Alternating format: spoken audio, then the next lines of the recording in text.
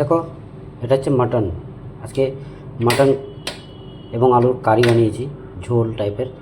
তো ফাইনালি আমি দেখো কী সুন্দর আমি রেডি করছি। চলো আবার কীভাবে বানাচ্ছি তোমাদের সাথে এই রেসিপিটা আজকে আমি শেয়ার করছি। গুড মর্নিং গাইস, আজকে আমি তোমাদের সাথে মাটনের একটা রেসিপি শেয়ার করতে চলেছি, মাটন কষা। তো প্রথমে আমি মাটনটাকে ধুয়ে জল ঝরাতে রেখে দিয়েছিলাম। এরপরে এটাকে আমি ম্যারিনেট করে নেবো। মাটনটার মধ্যে প্রথমেই দিয়ে দিচ্ছি টক দই। 2 কেজি মাটন নিয়েছি, নিজেদের পরিমাণ মতো দেবে, আশা করি গ্যারান্টি ঠিক হবে, অসুবিধা নেই। আচ্ছা, দিয়ে দিচ্ছি গোলমরিচ গুঁড়ো,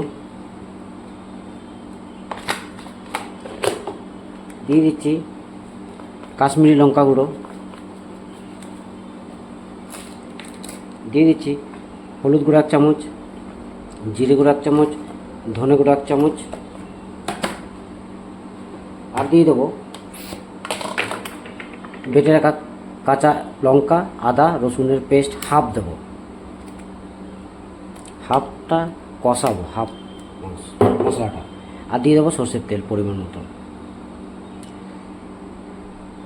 আর দিয়ে দেবো স্বাদ অনুসারে লবণ। তার মধ্যে 1 চামচের মতো লবণ দেবো এখন, বাকিটা পরে দেবো। এবার এটাকে ভালো করে ম্যারিনেট করে 1 ঘন্টার মতো রেখে দেবো।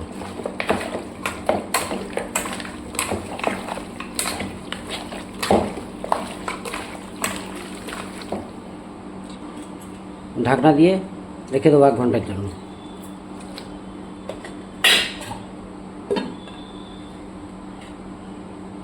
ঢাকনা দিয়ে রেখে দিলাম 1 ঘন্টা। পারলে বন্ধুরা তোমরা বাড়িতেই একটা গরম মশলা বানিয়ে নিতে পারবে। তো এটা সবসময় মাছ মাংসের ক্ষেত্রে খুবই প্রয়োজন এবং স্বাদ বাড়িয়ে দেয়, খুব টেস্টি হয়। তো এই মশলাগুলো আগে আমি গরম মশলাগুলো হালকা ড্রাই রোস্ট করে এটাকে মিক্সিতে গ্রাইন্ডিং করে স্টোর করে নেবো। তো এগুলোতে দেখো আমি এগুলোতে মধ্যে দিয়ে দিয়েছি কী দেখো, মৌরি দিয়েছি, শাহি জিরে দিয়েছি, তারপরে মরিচ দিয়েছি, কালো মরিচ দিয়েছি, সাদা মরিচ দিয়েছি, শুকনো লঙ্কা দিয়েছি, তারপরে দারচিনি দিয়েছি, তেজপাতা দিয়েছি, শুকনো লঙ্কা দিয়েছি, কালো গোলমরিচ দিয়েছি, তারপর জয়িত্রী দিয়েছি, জায়ফল দিয়েছি, স্টার এনিস দিয়েছি, আর দারচিনি দিয়েছি। এগুলো আমি ভালো করে ড্রাই রোস্ট করে নেব। দিয়ে এটাকে মিক্সিতে গ্রাইন্ডিং করে রেখে দেবো। এই মশলাটা স্টোর করে রাখা যায় এবং এটা মাছ মাংসের ক্ষেত্রে খুব কার্যকরী মশলা, যা মাছ মাংসের তরকারিতে স্বাদ বাড়িয়ে দেয়। তো আগে এটাকে আমি ড্রাই রোস্ট করে নিচ্ছি।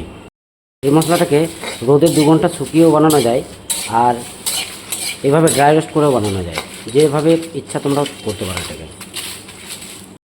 ফাইনালি মশলাটাকে আমি নামিয়ে নিয়েছি। এবার এটাকে হালকা ঠান্ডা হতে দেবো, তারপর এটাকে গ্রাইন্ডিং করে নেবো। চলো ফাইনালি মটনের মশলা বানাবো। তার জন্য আমি কড়াইটায় তো আগেই আমার হিট হয়ে আছে, কেননা আমি মশলা বানিয়েছি। এর মধ্যে এবার তেল অ্যাড করে দিচ্ছি, সরষের তেল অ্যাড করে দিচ্ছি 250 গ্রামের মতো। তেলটাকে হিট হতে দেবো। তেলটা আমার হয়ে গেছে। প্রথমে আমি কিছু আলু এর মধ্যে ভেজে নেব।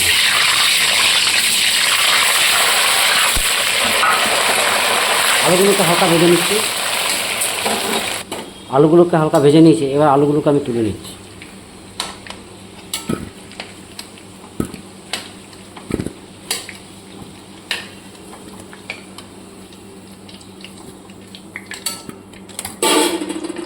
এবার এই তেলেই দিয়ে দিচ্ছি মাটনের চর্বি কিছুটা। চর্বিটা কিছুক্ষণ গলতে দেবো। দিয়ে দিচ্ছি প্রথমে আদা রসুনের পেস্টটাকে দিয়ে দিচ্ছি। এবার এটাকে ভালো করে হতে দেবো। কাঁচা আদা রসুনের গন্ধটা যেন প্রপার বেরিয়ে যায়, সেভাবে এটাকে তৈরি করে নেব। ফাইনালি মশলাটা আমি স্টোর করে নেবো। এটা ড্রাই রোস্ট করে রাখা গরম মশলাটা।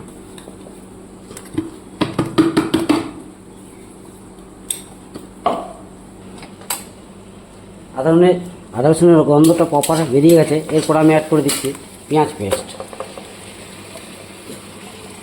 পেঁয়াজ টমেটোর পেস্টটা অ্যাড করে দিচ্ছি। এর সাথে সাথেই অ্যাড করে দিচ্ছি আমি 1 চামচ হলুদ গুঁড়ো, 1 চামচ ধনে গুঁড়ো, 1 চামচ জিরে গুঁড়ো, আর দিয়ে দেবো কালারের জন্য কাশ্মীরি লঙ্কা। কাঁচা লঙ্কার ঝাল আমি ব্যবহার করেছি যদিও বা, এই জন্য আমি কাশ্মীরি লঙ্কা গুঁড়োটা দিয়ে দিলাম। আর এর সাথে দিয়ে দিচ্ছি 1 চামচের মতো লবণ। ফাইনালি নামানোর আগে আমি লবণটা টেস্ট করে নামাবো।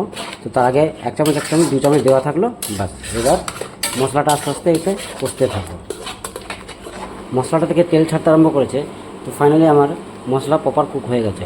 আদা রসুন তো আমি এগিয়ে ভালো করে ফ্রাই করে নিয়েছি, আর পেঁয়াজটা জাস্ট ওকে জলটা গ্রাইন্ডিং করে মেরে দিয়েছি, আর জাস্ট এটা রেডি হয়ে আছে।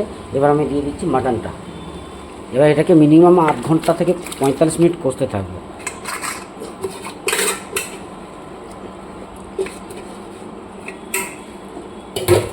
এবার ঢেকে ঢেকে এটাকে মিনিমাম 45 মিনিট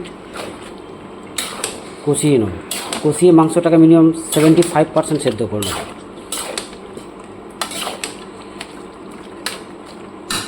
এবার ঢাকনা দিয়ে একটা ঢেকে দেবো।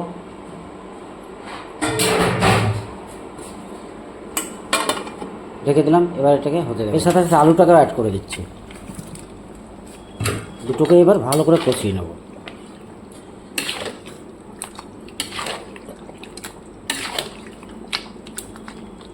মাটন যতক্ষণ পারবে কষিয়ে রান্না করবে খুবই টেস্ট হয়। আর যদি একটু খানিকক্ষণ কষিয়ে প্রেসার কুকারে দিয়ে দিলে বাস, ওর সেন্ট কিছুই থাকবে না এবং টেস্টও কিছুই থাকবে না, বাস সেদ্ধ হবে, এটাই যা। তো ফাইনালি আমি এটাকে ভালো করে কষিয়ে নিচ্ছি। ঢাকনাটা সরিয়ে এবার ঘেটে নেব। তার আগে দিয়ে দিচ্ছি ড্রাই রোস্ট করে রাখা গরম মশলাটা এর মধ্যে অ্যাড করে দেবো। 2 কেজি আছে, পরিমাণ মতো দিয়ে দেবো। এবার এটাকে ঘেটে নেবো ভালো করে, দিয়ে ঢেকে দেবো আবার।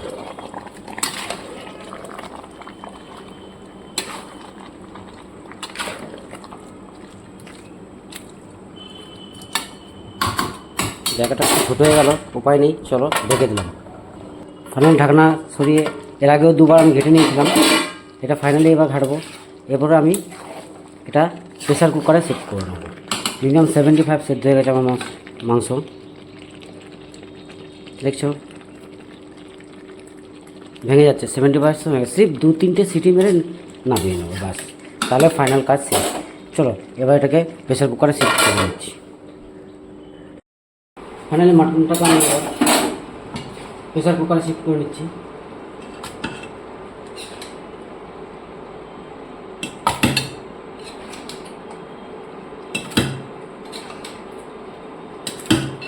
এবার গরম জলেতে অ্যাড করবো।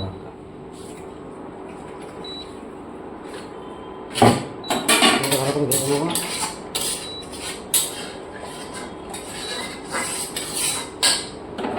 ফাইনালি এই জলটা এতে অ্যাড করবো। আর একটু সামান্য জল দিয়ে দিচ্ছি, মাখা মাখা করবো, গ্রেভি নয়।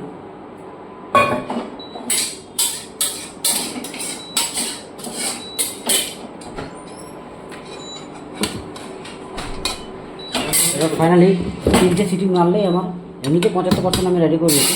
75% 5% অনলি 2টো সিটি মারলেই আমার রেডি হয়ে যাবে। চলো এবার সিটিটা মারতে আমি নামিয়ে নিয়েছি। ঢাকনা প্রেসার কুকারে ঢাকনাটা সরিয়ে নিয়েছি। দেখো আমার মাটন প্রপারলি রেডি। উপরে ফাইনালি দিয়ে দিচ্ছি অল্প কস্তুরি মেথি দিয়ে, আর এটাকে ভালো করে একটু নেড়ে চেড়ে দেবো।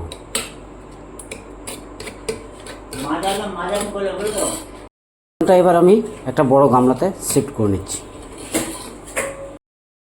ফাইনালি দেখো মাটনটা আমি একটা গামলার মধ্যে শিফট করে দিয়েছি, এবং দেখো কী সুন্দর হয়েছে,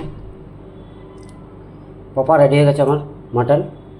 এবং নামানোর পর আমি নুনটা চেক করে নিয়েছি, একদম ফাইনাল রেডি হয়ে আছে। চলো, থ্যাংক ইউ এভরিওয়ান।